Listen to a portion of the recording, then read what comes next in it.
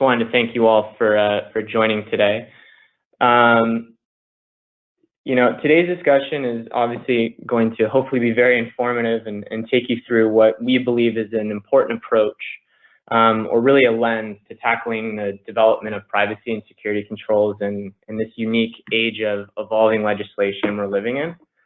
And really the big thing is, why? And that's because privacy is not dead.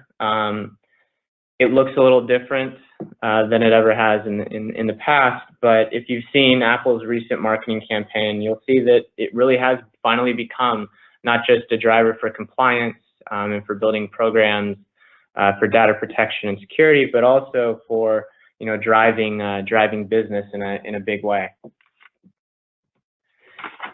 And a lot of these trends, everyone on the phone is probably aware of, but things that we just kind of wanted to point out.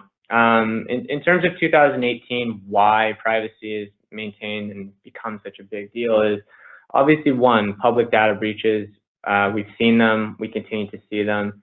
The threat, our threat services are expanding and evolving at a rapid rate. Two, everyone's favorite or least favorite acronym, depending on who you are, GDPR over in Europe really has transformed that conversation. And a big push for consumers to continue to control or at least have some type of say or trust in how their data, their personal information is protected. Three, third-party expansion. And you'll see that we're actually breaking this out from key trend 4, which is cloud. The reason being is because we're not just moving and including our cloud service providers as third parties. We're including everything and everyone under the sun. So whether it's an advertising agency who's doing analytics for us, whether it's a managed service provider, whatever it is, there's a lot of areas where the information being passed to these sources, these groups, is personal and sensitive in nature. And then as we move over to the right side, what we're seeing in 2019 and really in a lot of ways we can say out to 2021. We're going to continue to see public data breaches. Unfortunately, that is kind of the day and age that we're living in. We're going to start tacking on the Cal Privacy Act, as well as Oregon, as well as Washington, as well as all the other international regulations, in terms of Australia, Brazil. These are things that are, connecting to GDPR in terms of adequacy decisions and in terms of what we're going to have to do as privacy and security and compliance professionals is we're going to have to address all of them. It's going to keep us all very busy. And then in terms of the third-party expansion, that will continue. We're going to continue to see that. We're going to start seeing more of a need to protect further and further down our supply chain. So fourth and fifth parties, those risk areas are going to be pretty big. And then IoT is going to continue to infiltrate and integrate into our systems. We're going to see it with connected cars in a variety of industries. It's not to say that we shouldn't use these technologies, but just have an understanding of really that key trend number 5, that how it dovetails in there is, data proliferation. That is not going to stop. Data has an ability to do amazing things for us, especially in the healthcare space in terms of some of the genomic pieces. But that is going to be a key area. Knowing where your data is, how you're protecting it, those are going to continue to drive privacy and ultimately security conversations into the near future. And then one of the other key pieces, and we'll continue to talk about this throughout the presentation today, is that privacy really is at a consumer, it's at the top of their wish list. So Fin Partners actually produced a survey late last year that proved that about 65% of adults really do believe that data privacy is one of the prevailing social issues for businesses today, which is a clear divergence from what it used to be, healthcare and job creation. Those were the main key factors.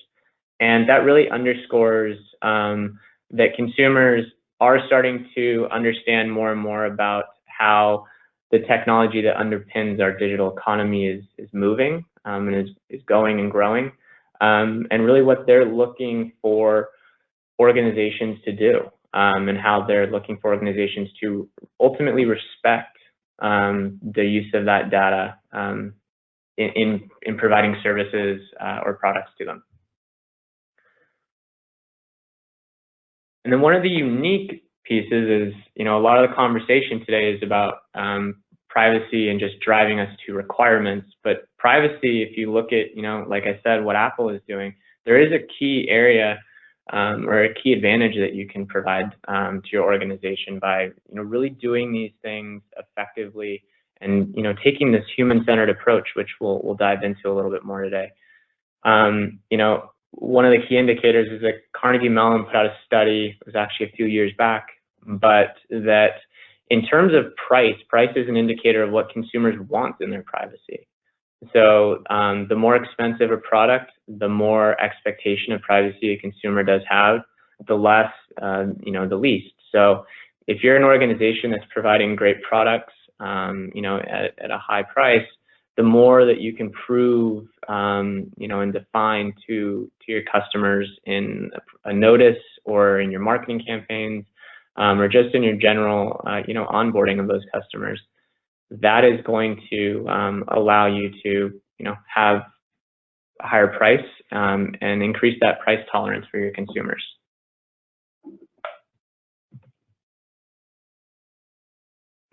So one of the other areas, and that was a good segue, is that privacy and security can enable innovation when you do it right. And that's a lot of the underscoring trends that we're going to talk about today. So we believe that privacy needs to be more human-centered and usable to really address privacy. And one of the key areas as to why is because of the patchwork of legislation. Now, we obviously believe that there is going to potentially be a, some type of a federal law at some point that'll help us haul out a little bit. But in terms of really the ways to, to get down there, we're going to need to approach it from a more human-centered and usable perspective.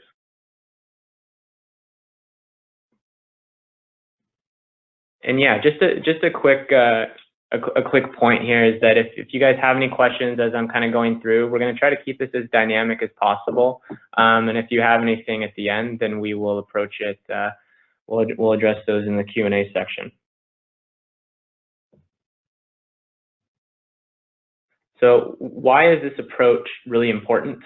And there's really four key areas.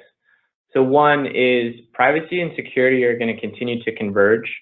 And that's important when we think about how we're going to operationalize our programs. The second reason as to why taking this human or user-centered approach is important is because there's interest about data security globally. That's obviously underscored by the legislation that we're seeing, but it's also that we operate in a global economy, and having to take those pieces into account, piece by piece, is going to be difficult. So we need to take a more holistic and a global approach. And then three, obviously the trends that we're seeing in terms of regulations across the board here. We've actually, and I'll go into this in a second, but we've developed a framework to help look at that holistic level, that global level, that allows you to kind of approach this in a much more streamlined fashion. And then four is, and a big driver, I think, when we're all looking at budgeting season and going after resources, is that this is a competitive advantage. It goes from the board down and the front lines up. And privacy and security are uniquely positioned to really drive business in a way that people may not have thought in the past.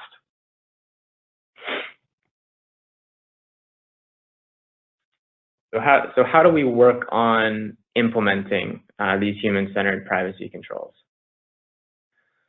So like I was saying, we've developed a global privacy model to address the patchwork and to streamline the ability to really work towards compliance in this age.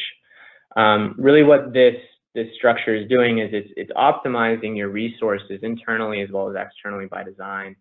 It's looking at the similarities between the legislations, and the common privacy control domains you see here to the left are going to help guide organizations towards really what's a more resilient privacy and security program, because that's ultimately what we're trying to do, is not have to reinvent the wheel every time new legislation comes up. We're looking to adapt with ease, to not disrupt normal business operations, and to continue to meet our compliance at a high level, which then will in turn drive a lot of that consumer loyalty that we're looking for. So, as you'll see, we've taken GDPR as that foundational standard, and that's really due to the guidance or alignment that a lot of the legislations, domestically as well as internationally, are taking with respect to GDPR. But this model, it's that guidance that really is going to allow you to create resilience in the face of these legislations. Because what we're kind of doing is you can take that, you can look at GDPR and then you can plug on your applicable client regulations, what you have to do from your unique perspective, your unique marketplace. You can then take those privacy control domains and then you can select frameworks that help you to manage that even better. You know, an ISO 27001, looking at an ISO 27018 at the top side there. These are ways to continue to optimize, to give you a systematic approach that really allows you to create that resilient program. And then the other piece to kind of dovetail into that is how we look at designing those controls, because really without that proper implementation of them or that more human-centered control design, no matter what we do, no matter what framework or model we take, we can still run into some potential risks because we do have to operate this on a daily basis. And that's really why we believe that Dr. Ann Cavoukian's privacy by design principles are really a key ingredient to all of that. And so these are the 7 principles that Dr. Cavoukian has set up and established. You know, she crafted them obviously a few years ago, and then obviously it dovetails very quickly or connects with the user-centered design approach that we've seen in product development for many years. You know, that has been broadcast by the likes of IDEO and Apple and all those great companies, the way that they design products. We really want to take that approach into how we're looking at privacy and security controls nowadays to really meet the new and evolving requirements. So you can really see that in a designed approach or a more designed approach with users' privacy at the center can be very useful to you. So the main driver, the main principle is the central theme of respect for users' privacy and keeping it user-centric. You're also looking at the others, which are privacy by default or as the default setting. And ensuring that there's full functionality, and that's a key piece, is that by strapping on these controls, you're not looking to inhibit your customers from using your product or utilizing your service. You're looking to just add that in, and that by design approach is where you get that key differentiator. It's where you make it easier for your employees to meet their needs and responsibilities daily. As well as for you to meet the needs of your consumers, whether it be a subject request or what have you, and stay in compliance with your laws and requirements that you uniquely have. And then really, you're looking to kind of, as you address these, as you sum them all up, really they're going to have that business impact. But you have to take the time to really work through the challenges. Historically, that can sometimes be difficult, but we believe that this by design, this more designed approach, really gets everyone in the room, has everyone talking about, where are our constraints, where are our requirements, and really designing controls that help you meet your requirements, and that is going to in turn reduce risk and actually enable you to create that long-term loyalty with your customers.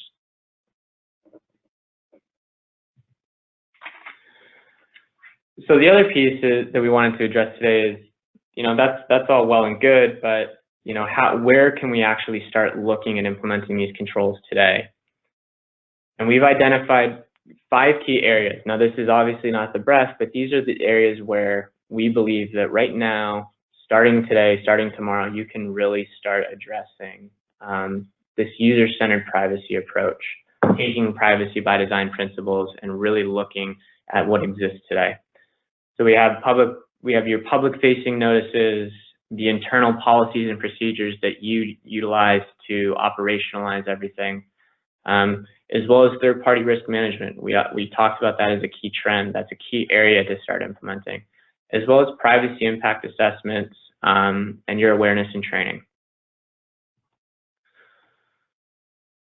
So, obviously, transparency and user experience, being designed into your privacy notices, but we're also extending that out to your opt-in consent, especially on fintech, applications is going to be key. It's going to be really helpful.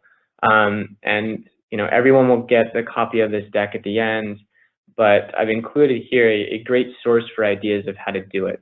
So there's great examples, there's a plethora of them, but looking at the user experience, looking at what they're seeing, and making sure that you are breaking down, the legalese and making it very easy for them to understand what type of information you're collecting and why is going to be very important. Great example is what Twitter has done. Twitter, in the run-up to GDPR, made a lot of great changes, as did a lot of other companies, but this is one that we particularly like. They've made the font size a lot bigger. They've stripped out some of the legalese. They've just broken it down to a real user level that doesn't require you to have an in-depth knowledge of anything, but I want to use the service, I want to use the product, but I also want my data and information protected in the right ways. So another thing is that historically we've said that, okay, well, maybe that's a nice thing to have, but what we've seen, whether or not it comes out, there's a true penalty or not, but with Google and a few of these other companies, we are seeing that this is being talked about in terms of the decrees. So in terms of that misunderstanding or that lack of transparency, there is a real requirement or a hope for better design in these public notices so that your customers, the users, are aware of what's actually being done, what they're actually consenting to, and that, again, I will state this until I'm blue in the face, but it actually is helping you create or engender that trust and that loyalty for long-term success with your customers. And then as we kind of look internally, so once we obviously have our public-facing notices, these are things that we have to do, we want to do, but we also want to make our procedures or our internal policies, our runbooks, easier for our people to operationalize. And that runs the gamut in terms of what you're talking about, in terms of, subject access requests, just managing assets, or, the like. Creating clarity is going to just be an absolute driver of these principles here. So you can kind of see what Twitter has done is they broke up and they've chunked up the language. They've created key links so that you can get in there and you can make an understanding as to what they're doing. We also recommend utilizing imagery. We do this in a lot of our infrastructure teams. We start seeing a lot of imagery, but we may not see it across the board. And that's going to be key. Making it just easy. Talking to, the leaders or the first line teams on the ground. Does this make sense to you? Can you operationalize it? If we were in a crisis or going through an incident, would you know how to follow this blueprint to kind of go through it? That would be a real key area to to address, and we think that it's one that you can do now and do it today. One of the other areas, you know, and obviously a key trend and an area where I spend a lot of my time is in your third-party risk programs. We have an obligation, if you're a controller, to ensure that your processors are maintaining your information and upholding your organizational and technical controls. But getting to that part, getting to that analysis can sometimes be difficult, they're time-consuming, and really we want to work on making that less so. So one of the key pieces, or the key ingredients to that is looking at your questionnaire, where can you streamline it? Can you cut questions out? Can you rephrase questions? How can you make it more straightforward for your vendors? Because if the questionnaire is confusing, they don't have an understanding of truly what you're asking for, maybe that creates a lack of context in their answer and their response. And you're going to spend more time trying to investigate what that is and potentially miss a risk that could be detrimental to not only your compliance, but just expanding your risk surface there. And by streamlining that questionnaire, what you're also going to get is an ability to really shorten some of those validation calls. So when you're doing that follow-up, when you are having longer calls for clarification, that could just be delaying a lot of instances in terms of you know, moving on to other vendors. Some of us could have thousands of vendors to get through, and we do need to protect the breadth of them to have a comprehensive understanding of our risk. We also want to look at how are we getting our business units into the program? How hard is it for them to ask for a review? How long does it take us to actually produce that review? You know, where you can simplify, where you can, you know, guide the business unit, make the questions for them to initiate easier. Those are places where doing so is going to be of the utmost advantage to you. And then the last piece is let's continue to work at ways to ease our risk tracking. There's a few ways to obviously do this, and each organization may have tolerances for different aspects or different dimensions of a risk than others. But there are a lot of tools and platforms, technology platforms that have come out in recent years that are truly streamlining the process. They're making it that much easier for your teams to get the business units in, to get your vendors to answer questionnaires, and to manage that risk with native KPIs or an ability to create API calls and connections to maybe a larger GRC tool. Leveraging those pieces, leveraging technology where you can, is in this case specifically going to be a real differentiator for you. So I'm seeing that we have a couple questions. So before we move into one of the other key areas, let's see if we can address a couple of them.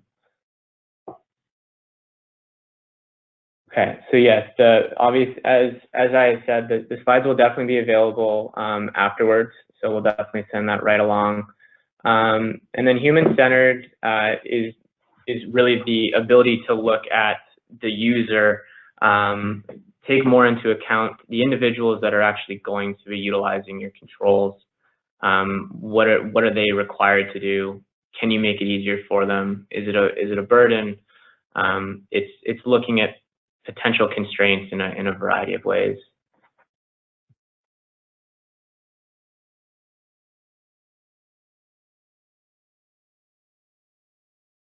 That's a good question. So one of the other questions is that Yale's privacy lab defines privacy as secrecy, anonymity, and autonomy. These seem to be in conflict with the PBE principles. How do you rectify the two? So it's true that they are somewhat in conflict, although I don't know if I would use that strong of a word. Really, what the principles are focusing on are how would you actually enable privacy? So how would you enable a user to have secrecy, anonymity, and autonomy?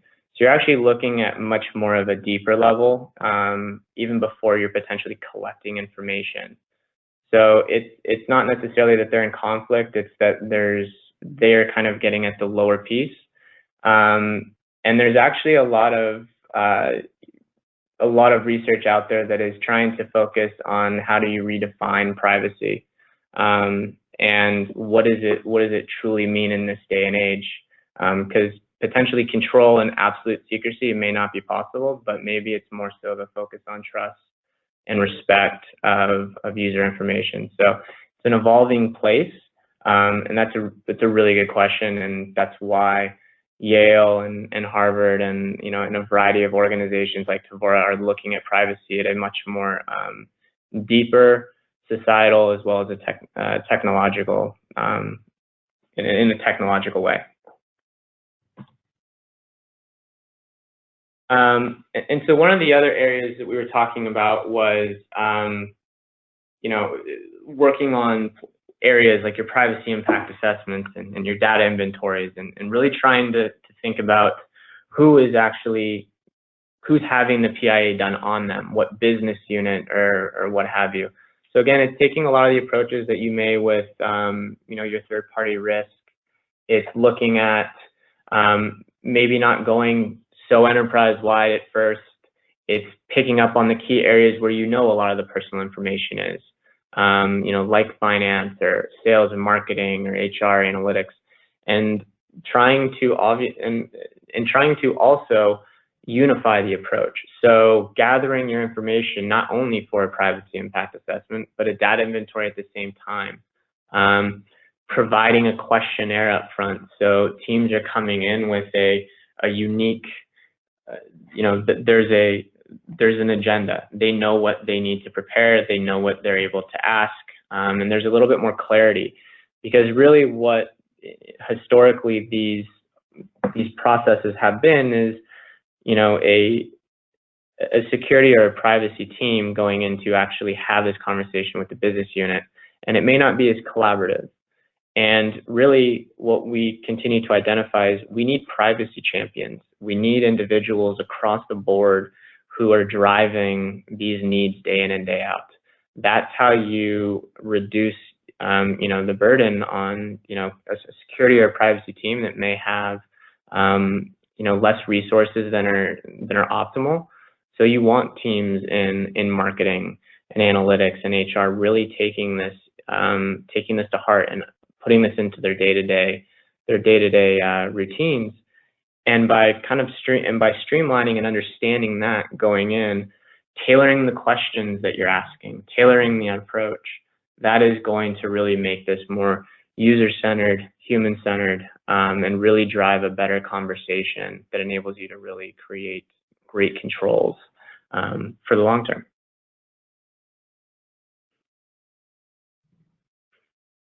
And then one of the other real key areas is security awareness and training, and really making sure obviously that privacy is embedded into that as well.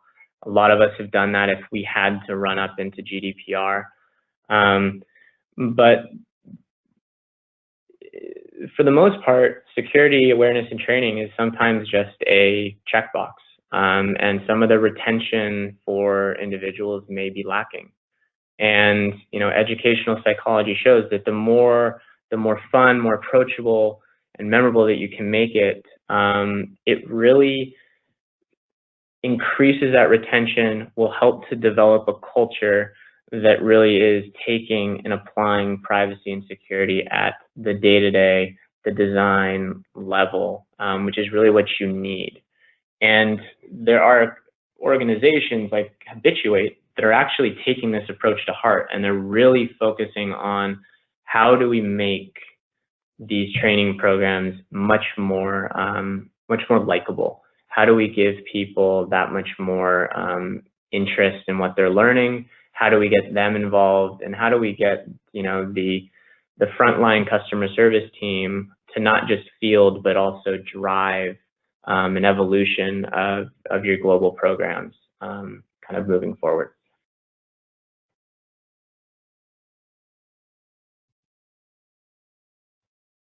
So then one of the other, I just wanted to kind of rehash, really what we've talked about. In terms of these 5 key areas, the public notice, the internal policies and procedures, third-party risk, privacy impact and awareness and training, you really have an opportunity to go through everything, every control, every piece. You could very well look at the way you're approaching your subject access requests. A lot of us are starting to now take that much more seriously. We may have had a few requests, a lot of requests, depending on who you are in your and your industry. But, looking at that, going through design sprints, making sure that we understand what worked, what didn't, your incident response plans. These are areas where we can really start thinking about who's involved. Are we making the documentation easier? Are we making sure that we meet all of our requirements, but also allowing us to really adjust and adapt where we need to and make this a much more of a streamlined and optimized approach? Because the less we do that, the more risk that we actually introduce into our programs and our control sets. And then the last thing that I would leave everyone with, and then we'll open it up to hopefully some more questions, is that this whole point, the whole global privacy model, and then the application of more of a privacy by design or design or user-centered approach, is really that we want to think about what's happening at a global level. We want to look at these pieces holistically, because the more that we can do that, the more that we're going to enable us to really adapt and move our programs and our control sets around with these. We don't want to be reactive, we want to be proactive. We don't want to just be compliance-based, we want to focus on risk in general. And by looking at everything, looking at legislative trends and how we're going to approach them, that global level, that holistic approach is really key to making it that much easier for us to adapt and to not worry about the legislation that comes up tomorrow or a federal legislation that comes up in the near future. This allows us to do this, be quick, be nimble, and really, again, create a competitive advantage in the marketplace for ourselves that is not just about great products, but the way that we respect our customers and we respect their personal information. And with that, I will open it up to some questions. Okay. So we have another question here, and the question is, how do you balance privacy and security in a field where information is needed instantly by different individuals? It's a great question. Again, it's taking that approach and breaking it down. This is, really looking at first of all, what we mean by, instant information, but it's, looking at new and innovative approaches. So, if it's your users need that information, or you're talking about an internal teams, there are new technologies and new processes. We can debate technologies like homomorphic encryption, in a variety of ways. But these are what we're doing. These are the ways that we're starting to evolve that approach and really look at how do we maintain security and privacy, but also enable our jobs, our users as well as our employees and personnel to actually get the job done. We're not saying that you shouldn't be able to query necessary information, particularly if you're in a financial or a health space, to gather the insight that you need. It's more so does that individual need to have full access to raw data? Do they need that access? And that's a key piece of looking at that. And really, to focus on that question even more, it's getting the right people in the room. It's getting all the key contributors and the stakeholders and saying, what do we need? Why do we need it? And then looking at the technology or the processes that you can leverage in place to design how you're going to approach it from an organizational level. A lot of this is going to be unique. It's not going to be a one-size-fits-all, and that's obviously somewhat frustrating, but it's also an opportunity for organizations to be innovative by design and really look at unique applications of technology, as well as approaches like privacy by design. Do we have any other questions coming through? Not just yet.